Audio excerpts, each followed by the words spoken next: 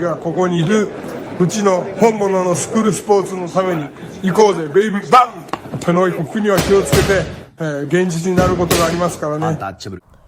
Alright, so we're going to go ahead and continue the long-standing tradition of covering Japanese boxing here on True School Sports. True School Sports, the #1 source of Japanese boxing in America. From an American, arigatou gozaimasu. Thank you to everybody for tuning in, and ayete okata. Nice to see everybody again, showing that love, that support, and that passion that we all have for this glorious sport of boxing. Now, ohayo gozaimasu. Good morning as I'm shooting this video.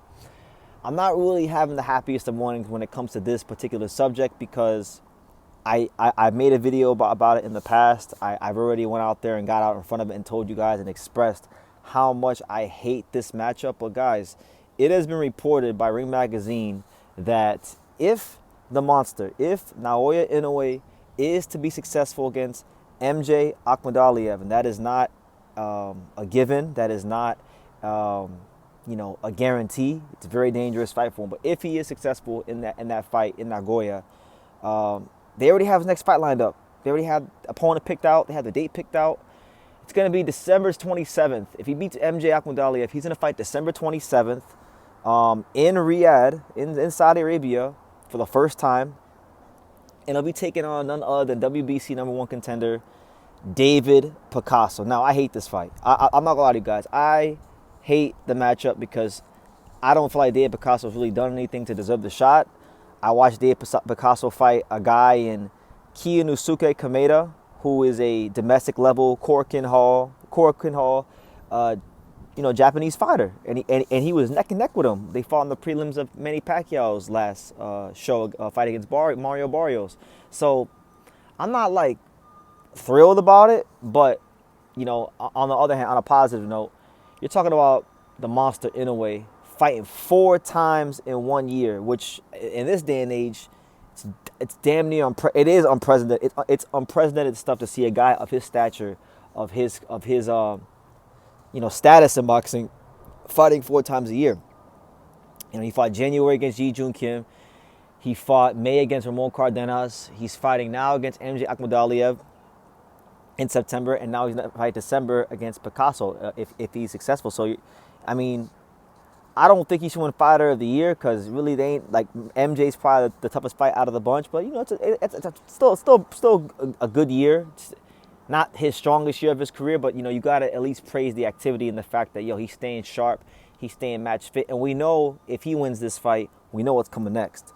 We know if he wins this fight, we know that you got that mega fight at the Tokyo Dome, the biggest fight in Japanese boxing history, with Junto Nakatani, and that fight's not just about civic and national Japanese pride in boxing.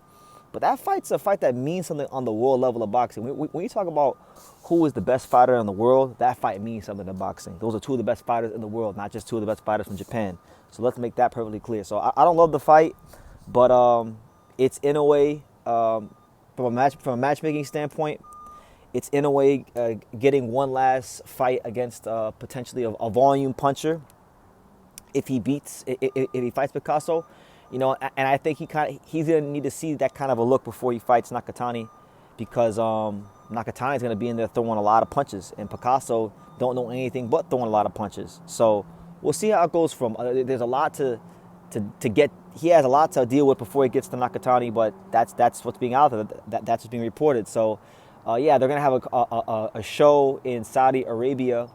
And apparently it's going to be Japan versus the world. They're going to have a bunch of Japanese fighters versus fighters from the rest of the world. So I'm not sure who else will be on that card. Maybe you get Kenshiro Taraji versus Waldo Garcia. Maybe you get you're going to have Inoue versus Picasso. And another guy we're going to have on that card that they've talked about is Junto Nakatani. He's going to be on that show, making his super bantamweight debut. Now, they haven't reported on who the opponent is. There has been a lot of speculation that opponent could be none other than Ramon Cardenas, which makes a lot of sense. Cardenas is now a name in the super bantamweight division because of the great effort he put up against Inoue, knocking him down and almost knocking him out. Cardenas has built himself up as a name in Japan, so naturally, if Junto could get by him, then you have you know, it's the ideal debut for him, and it's a common opponent with the monster, so he could compare, see how he does. And who knows? You know, you don't know. Maybe Cardenas hits him the wrong way.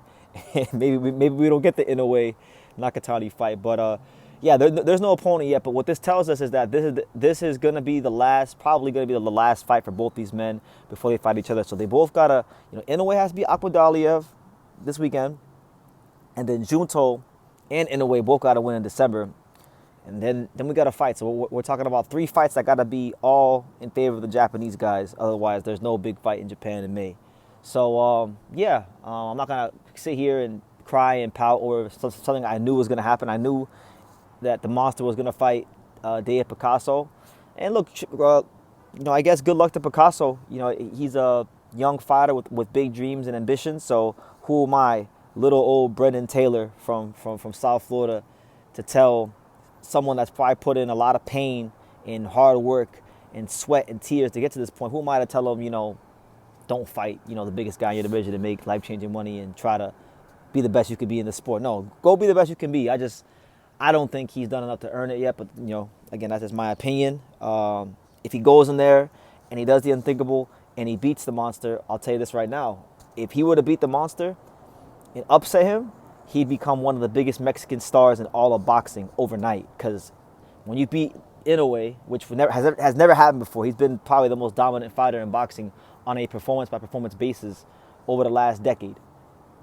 But, you know, if a Mexican fighter were to beat him and take his O, they would automatically overnight become a superstar in the sport, because the kind of star power that Inoue has, you know, if you beat him, you're gonna get some of that for yourself. So it's a big opportunity for him. But you know, really, this is the script is, quote unquote, the script is that Inoue and Nakatani, this is a pit stop before their big fight in May. So we'll see if Picasso, you know, flips the script and writes a new script of his own. But that's the news, guys. What do you guys think?